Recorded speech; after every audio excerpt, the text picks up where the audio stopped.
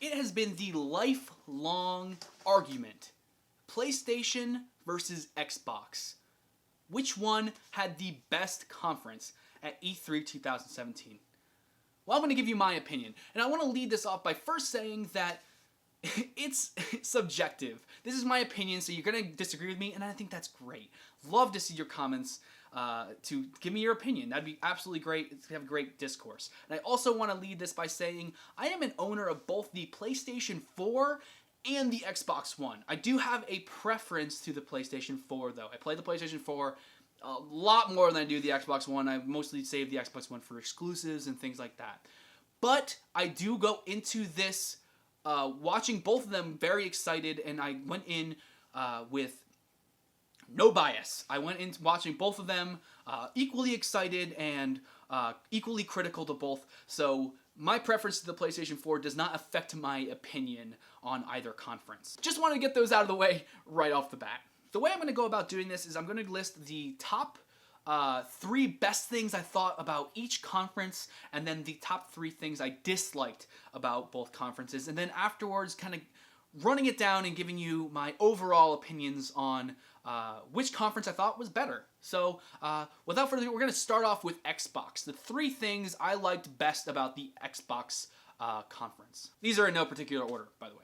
The indie game support. I was really impressed with Microsoft showing off a lot of indie titles.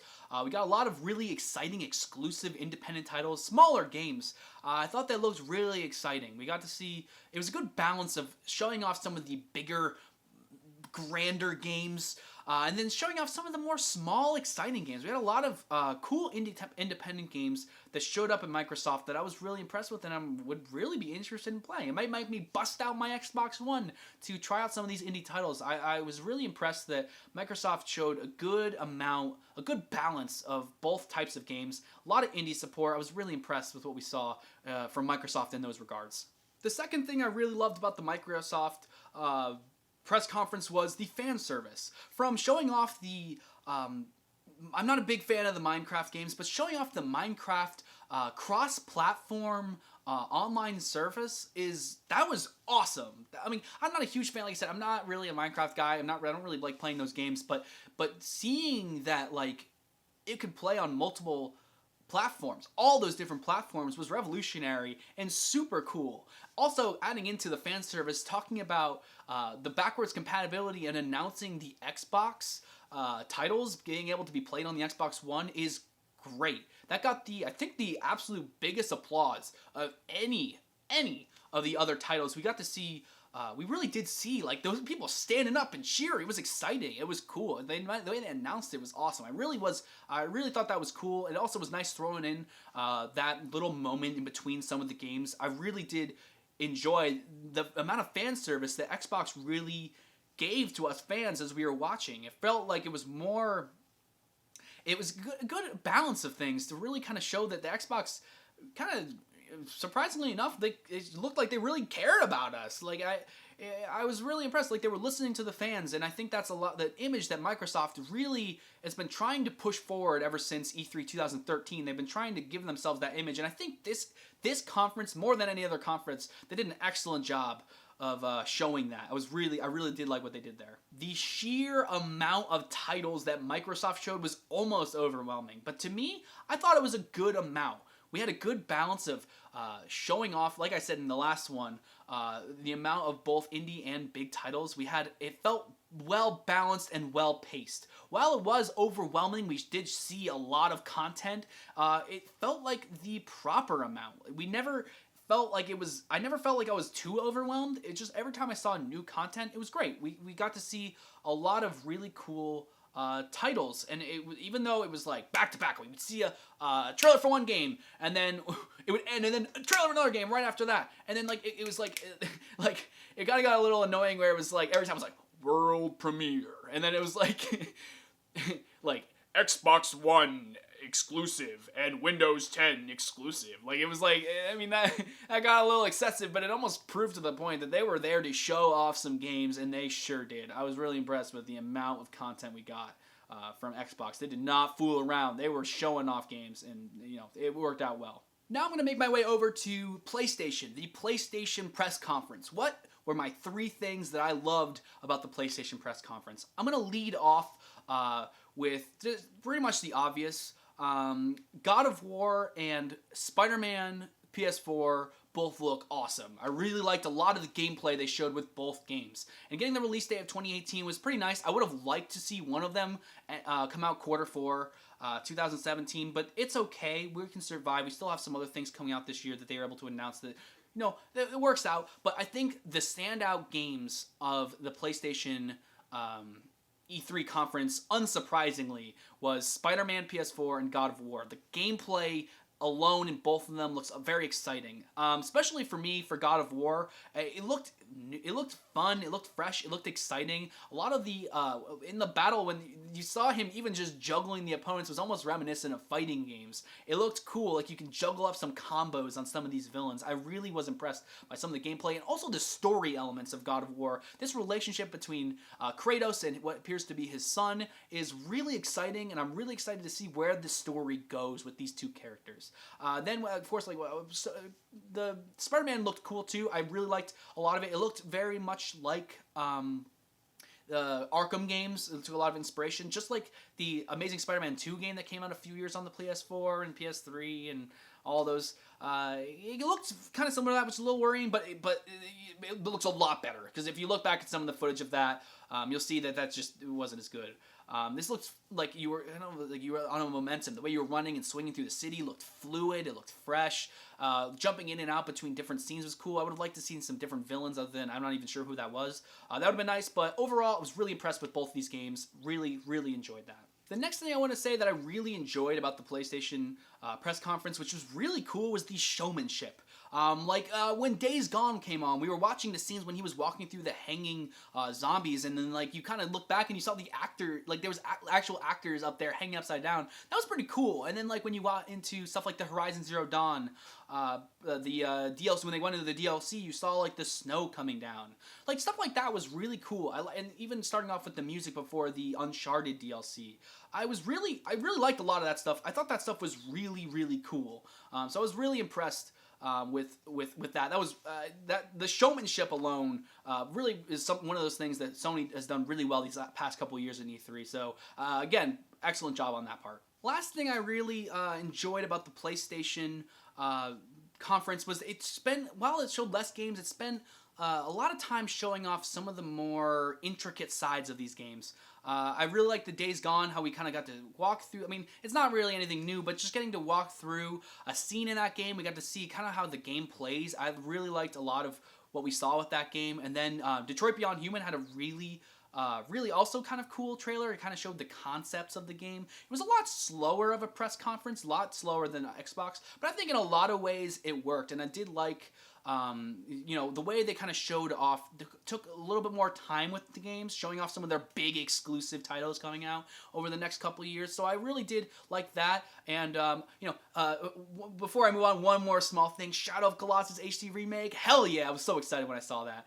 And Monster Hunter, hell yeah, excited when I saw that. Those are the 2 big surprises of the conference. Alright, I'm quickly moving on to the negatives of both. Xbox, one of the big things I really disliked about the Xbox press conference was the whole Porsche thing where they brought out the car and it felt like a weird car commercial. I remember when we started with the Xbox One X reveal, and then we got into Forza with the Porsche vehicle, and it just went on, and I was like, oh shit, this is gonna be hard to watch. I was not a fan of any of that. It was really kind of awkward and weird. It didn't feel like it fit at all. But then after that, Xbox found its stride. But I remember when we started with that, I thought we were in for a bumpy ride after that start.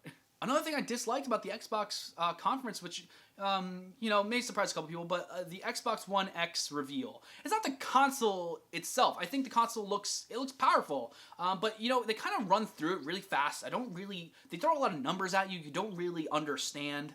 And then, the teraflops, infamous. It's becoming kind of a meme at this point. And it just, it's kind of hard to follow. And the name is horrible. The Xbox One X is a terrible garbage name. Really bad on their part. and then just naming it, it's very complicated. No one's really gonna know what that means. It's hard to say. It's just like it doesn't work. The title is really bad. Another thing I disliked also about the console, it's not that I disliked it because I understand, but the console being at $499 US, that's really high. It's not going to compete with. I know it's a better console than the PS4 Pro, but when you're talking about that price point, to your average consumer, they're going to go, and if they're looking at those two, a difference between those two consoles, they're going to see the $100, and they're going to put it into the PS4 when they don't really notice the much difference with the 4K, when most people don't have 4K displays. So, that was a little disappointing seeing the price point at that high. It's kind of beyond my point of even considering. So those are the two of the big standout negatives for me for the Xbox press conference. Moving on over now to the PlayStation side, the negatives. I got a couple. The game, to be honest, I liked last year's PlayStation conference where they didn't have a lot of time talking. It was really about showing off the games. This time, it didn't really work as well. I think Xbox did a really good job of balancing it and showing off, having people, speaking a little bit from time to time just to break it up. Sony kind of felt like we were watching trailer after trailer after trailer after trailer on screen without having really much presence from some of the developers and stuff. It made it feel like it was oddly paced, and it didn't really work. I had a little bit harder time when we were just watching trailer after trailer after trailer. I was like, I might as well have just gone on YouTube spree, just watched all the ones I was interested in. On top of that as well, the PS4 VR section was really bad. The real big problem with the PS4 VR section was we were talking about, like how I said, in the PS4 they didn't show a lot of indie games, which is fine. We were showing off a lot of the bigger games that PlayStation has coming out. What with like Call of Duty and Destiny 2 and like God of War, Spider-Man, like all these big games. Even the DLC for Uncharted and for everything they showed, it was huge, big games. I was thinking of Horizon Zero Dawn.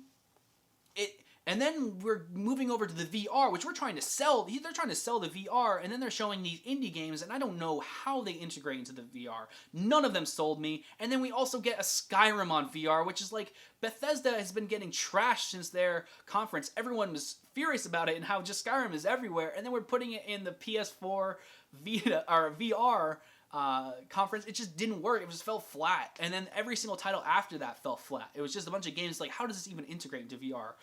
Some of the games, like the one platform game was like, how is this VR? And then the mouse game was like, how is this VR? It felt flat, and honestly, the fact that they were indie games made the VR feel smaller. It made the content feel smaller because there just wasn't enough indie support to begin with in this conference.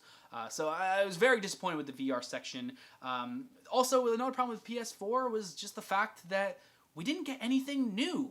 Everything we saw in the PlayStation press conference was things that we had already seen or already expected. The only two surprises for me in the entire conference were Shadow of the Colossus, which I was pretty hyped for, and Monster Hunter, the new Monster Hunter game, which I was very surprised about. When we got halfway through, I was like, is that Monster Hunter? It is. No, fuck, that's Monster Hunter. So, those were the only two surprises. After that was all things we had already seen before. So it felt like there was nothing new, nothing fresh, nothing to keep me on my toes. It was just things I had already seen before. I kind of can imagine almost that Sony was knocking on the door of Rockstar and being like, hey, Rockstar, you guys got any of that Red Dead Redemption 2 footage to show? And they're like, no, not yet. And they're like, okay, don't worry, I got some other friends. Let's head on over to Square. Hey, Square, you guys got any Final Fantasy 7 footage we can maybe show at our conference? No, that game's not even close to ready yet. No, we're not showing that. Oh, no, don't worry about it. I still got some... Still got some other... Hey, Kojima, you got some Death Stranding footage we can maybe show at our conference? No? Oh, okay, I guess we're just gonna go all in on God of War and on Spider-Man PS4. Okay. That's kind of how it felt, so that was a huge disappointment for me with Sony. Felt like it was rushed. They didn't have as much content to show, especially in terms of new IPs or new content, anything surprising, nothing to keep me on my toes, unlike with Microsoft where we had some opportunities to do that. Alright guys, you guys saw me talk for a long time about both conferences. I'm going to give you my overall impressions. Drum roll, you probably guessed which one I liked better, honestly, for me. Microsoft had the superior conference to Sony. I thought, I enjoyed both a lot. Both good conferences. Got a lot out of both of them. But I think Microsoft felt more fresh, felt more exciting. Got some exciting reveals, kept me on my toes. I think Microsoft just was more prepared for this than Sony. I don't think Sony was prepared for this as much as Microsoft was. And I think Microsoft just showed off way more, and it just Sony was catching up. And I think they really went the further. I was more impressed, even though I think Microsoft's had some lower lows than Sony. Sony felt more consistent throughout. It just had higher highs, more exciting moments for me that made Microsoft's E3 more memorable than Sony's. I think Sony's is going to be one of the more forgettable conferences. Hopefully they can come out strong next year with some new content as well. But yeah, unfortunately we didn't get the exciting super conference from Sony like we did last year. But I still enjoyed it. So yeah, that's my opinion. I got Microsoft over Sony this year. I know a lot of hate is going to come my way, a lot of PS4 fanboys. Trust me, I'm a PS4 fanboy myself. So, you know, if you guys disagree, totally fine. Let me know in the comments below. I'd love to have a discussion with you guys so we can give our opinions of the conference for each other, have a great debate about what we think was better. Also, if you're on my side, you think the Xbox conference was better, then, you know, let me know as well. Either way, give me a like if you liked the video. Comment, subscribe for more Razzle content. We got a whole lot of stuff coming out in the near future. Thank you guys very much for watching. This has been Ryan from Razzle here. Have a good one.